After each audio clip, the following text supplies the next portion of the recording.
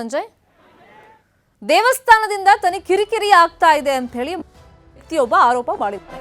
ದೇವಸ್ಥಾನದಲ್ಲಿ ಭಜನೆ ಹಾಡು ಹೇಳ್ತಾರೆ, ಹಾಡ್ತಾರೆ, ಜಾಗಟೆ ಬಾರಿಸ್ತಾರೆ, ಗಂಟೆ ಬಾರಿಸ್ತಾರೆ, ಇದರಿಂದ ಕಿರಿಕಿರಿ ಆಗುತ್ತೆ ಅಂತ ಹೇಳಿ ಚಿಕ್ಕಮಗಳೂರಲ್ಲಿ ದೇಗುಲದ ಮುಂದೆ ಮುಸ್ಲಿಂ ವ್ಯಕ್ತಿ ಹೈ ಡ್ರಾಮಾ ಮಾಡಿದ್ದಾನೆ.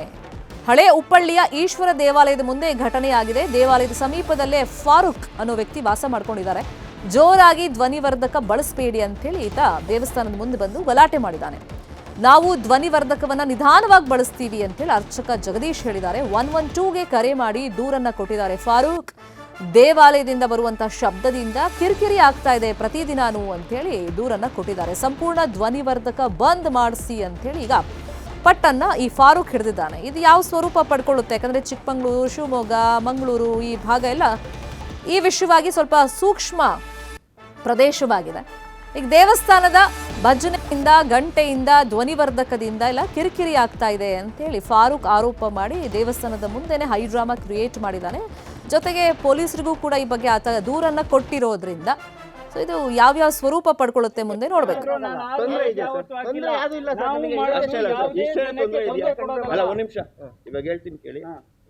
ಎಷ್ಟು ನಿಮಿಷ ಆಗ್ತೀರಾ ಇದು? ಸರ್, ನಿಮ್ದು ಟೈಮಿಂಗ್, ನಮ್ ಟೈಮಿಂಗ್ ಇರಲಿ. ಮಂಗಳಾರತಿ ಟೈಮಿಗೆ ಹಾಕ್ತೀವಿ. ಮಂಗಳಾರತಿ ಟೈಮ್ ಮಿನಿಮಮ್ ಅರ್ಧ ಗಂಟೆ.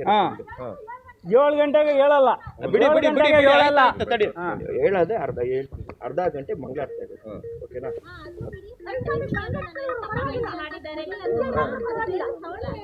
ಅಲ್ಲ ಟೈಮಿಂಗ್ ನೀವು ಹೇಳ್ಬೇಕಲ್ಲ. ಆಗುತ್ತಾ? ಇದು ಡಮೋರಗಳು ಬಿಟ್ರೆ ಬೇರೆ ಆಯ್ತು. ಮುಂದಿನ ಸುದ್ದಿ, ದಾವಣಗೆರೆಯ ದುಗ್ಗಮ್ಮ ಜಾತ್ರೆಯಲ್ಲಿ ಹೈ ಡ್ರಾಮಾ ನಡೆದಿದೆ. ಪ್ರಾಣಿ ಬದ್ ವೇಳೆ ವಿಡಿಯೋ ಮಾಡೋದಕ್ಕೆ ಬಂದಾಗ ಬೆದರಿಕೆಯನ್ನ ಹಾಕಿದ್ದಾರೆ ಅಂತ ಹೇಳಿ ಆರೋಪ ಕೇಳಿಬಂದಿದೆ. ವಿಡಿಯೋ ಮಾಡದಂತೆ ಹೆದರಿಸಿ ಯುವಕ ಅಟ್ಟಾಡಿಸಿದ್ದಾನಂತೆ. ಬಲಿ ಕೊಟ್ಟ ಕುರಿ ಕಾಲಿಂದ ಜನರ ಮೇಲೆ ಹಲ್ಲೆಯಾಗಿದೆ. ಹಲ್ಲೆಯಿಂದ ತಪ್ಪಿಸಿಕೊಂಡು ಓಡಿದ್ದಾರೆ ಜನ. ವಿಡಿಯೋ ರೆಕಾರ್ಡ್ ಮಾಡದಂತೆ ಆ ಸಂದರ್ಭದಲ್ಲಿ ಎಚ್ಚರಿಕೆಯನ್ನ ಕೊಟ್ಟಿದ್ದಾರೆ. ಜಿಲ್ಲಾಡಳಿತದ ಕಣ್ತಪ್ಪಿಸಿ ಕೋಣವನ್ನು ಕೂಡ ಬಲಿ ಕೊಡಲಾಗಿದೆಯಂತೆ. ಇದೆಲ್ಲ ನಿಷೇಧ ಮಾಡಿದ್ದಾರೆ ಈಗ. ಆದ್ರೂ ಸಂಪ್ರದಾಯದ ಹೆಸರಲ್ಲಿ ಜಿಲ್ಲಾಡಳಿತದ ಕಣ್ತಪ್ಪಿಸಿ, ಅಧಿಕಾರಿಗಳ ಕಣ್ತಪ್ಪಿಸಿ ಕೋಣ ಬಲಿ ಕೊಟ್ಟಿದ್ದಾರೆ ಅನ್ನೋ ಆರೋಪ ಕೇಳಿಬಂದಿದೆ. ಡಿಸಿಎಸ್ಪಿಯ ಕಣ್ತಪ್ಪಿಸಿ ಕೋಣ ಬಲಿ ಕೊಟ್ಟಿದ್ದಾರಂತೆ. ಸದ್ದಿಲ್ಲದೆ ದುಗ್ಗಮ್ಮನಿಗೆ ಕೋಣ ಬಲಿ ಕೊಡಲಾಗಿದೆ ಅನ್ನೋ ಆರೋಪನೂ ಕೇಳಿಬಂದಿದೆ. ನೋಡಿ, ಹೈ ಡ್ರಾಮಾ ಆಗಿರೋದು ನೋಡಿ. ಅದು ಕುರಿ ಕಾಲ್ ಆತ ಹಿಡ್ಕೊಂಡಿರೋದು. ಬಲಿ ಕೊಟ್ಟ ಕುರಿ ಕಾಲ್ನಿಂದಲೇ ಸಿಕ್ಕವರ ಮೇಲೆ ಆತ ವಿಡಿಯೋ ಯಾಕೆ ಮಾಡ್ತಾ ಇದ್ದೀರಾ ಅಂತ ಹೇಳಿ ಹೆದರಿಸೋ ಪ್ರಯತ್ನವನ್ನ ಮಾಡಿ ಅಲ್ಲಿಂದ ಜನರನ್ನೆಲ್ಲ ಚದುರಿಸುವಂತ ಪ್ರಯತ್ನವನ್ನ ಮಾಡಿದ್ದಾನೆ. ಇನ್ನೊಂದು ಕಡೆ ಕೋಣನೂ ಕೂಡ ಬಲಿ ಕೊಟ್ಟಿದ್ದಾರೆ ಜಾತ್ರೆಯಲ್ಲಿ. ಹಿಂದೆ ಎಲ್ಲ ಕೊಡ್ತಾ ಇದ್ರು, ಬಟ್ ಪ್ರಾಣಿ ಬಲಿ ಕೊಡೋದನ್ನ ನಿಷೇಧ ಮಾಡಿದ ಮೇಲೆ, ಅಂದ್ರೆ ಕೋಣ ಎಲ್ಲ ಬಲಿ ಕೊಡಬಾರ್ದು ಅಂತೆಲ್ಲ ರೂಲ್ಸ್ಗಳನ್ನ ತಂದ ಮೇಲೆ ಕೆಲವು ಕಡೆ ಮಾಡ್ತಿಲ್ಲ. ಇನ್ನು ಕೆಲವು ಕಡೆ ಸಂಪ್ರದಾಯ ಅದನ್ನು ಮುರಿದು ಬಿಟ್ರೆ ಏನಾದರೂ ಅನಾಹುತಗಳು ನಡೆಯುತ್ತೆ ಅಂತ ಹೇಳಿ ಒಂದು ಮೂಢನಂಬಿಕೆಯಿಂದಾಗಿ ಇನ್ನೂ ಕೂಡ ಅದನ್ನು ಕಂಟಿನ್ಯೂ ಮಾಡ್ಕೊಂಡು ಹೋಗ್ತಿದ್ದಾರೆ. ಅಂದರೆ ಸದ್ದಿಲ್ಲದೆ ಯಾರಿಗೂ ಗೊತ್ತಾಗದ ರೀತಿಯಲ್ಲಿ ಗೌಪ್ಯವಾಗಿ ಇಲ್ಲೂ ಅಷ್ಟೇ ಕೋಣ ಬಲಿ ಕೊಟ್ಟಿದ್ದಾರೆ ಅಂತ ಹೇಳಿ ಸುದ್ದಿ ಇದೆ.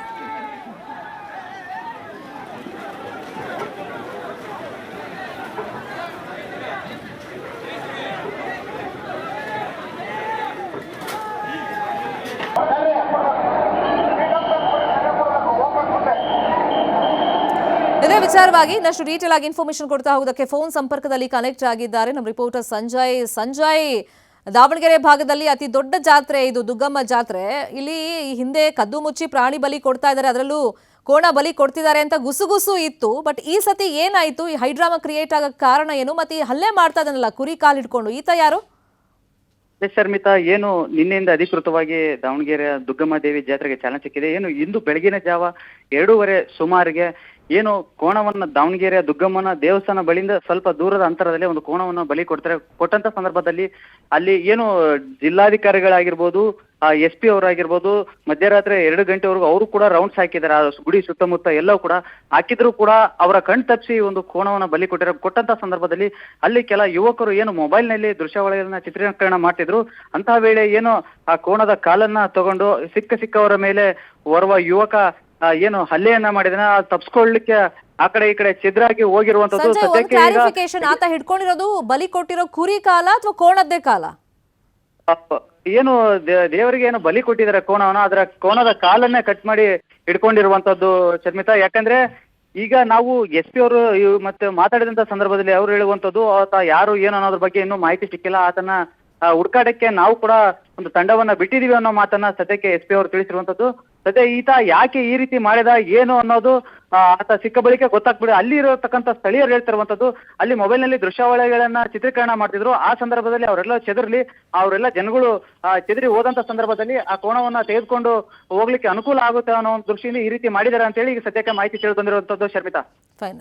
ಅಂದ್ರೆ ಆ ಸಂದರ್ಭದಲ್ಲಿ ಅಲ್ಲಿ ದೇವಸ್ಥಾನಕ್ಕೆ ಸಂಬಂಧಪಟ್ಟವರು ಅಥವಾ ಪ್ರಾಣಿ ಬಲಿ ಒಂದು ಟೀಮ್ ಅವ್ರು ಯಾರು ಅಂತ ಗೊತ್ತಾಗಿಲ್ವಾ ಈಗ ಅದು ಅಂದ್ರೆ ಒಂದು ಕೆಲವೊಂದಿಷ್ಟು ಜನ ಅದು ಕೋಣನ ಕಡಿಲಿಕ್ಕೆ ಅಂತ ಹೇಳಿ ಇರ್ತಾರೆ. ಅವರು ಆ ಸಂದರ್ಭದಲ್ಲಿ ಅವರು ಈ ದೇವರ ಒಂದು ಕೋಣವನ್ನ ಬಲಿ ಕೊಡುವಂತ ಸಂದರ್ಭದಲ್ಲಿ ಈತ ಏನು ಬಂದಿದ್ದಾನೆ, ಈತ ಯಾರು ಅನ್ನೋದು ಗೊತ್ತಿಲ್ಲ ಅವ್ರಿಗೆ. ಆದ್ರೆ ಆತ ಸಿಕ್ಕವರ ಮೇಲೆ ಒಂದು ಹಲ್ಲೆ ಮಾಡಿದ ಈತ ಮದ್ಯಪಾನ ಮಾಡಿದ್ದ ಅಂತ ಹೇಳಿ ಈಗ ಹೇಳ್ತಾ ಇರುವಂತದ್ದು.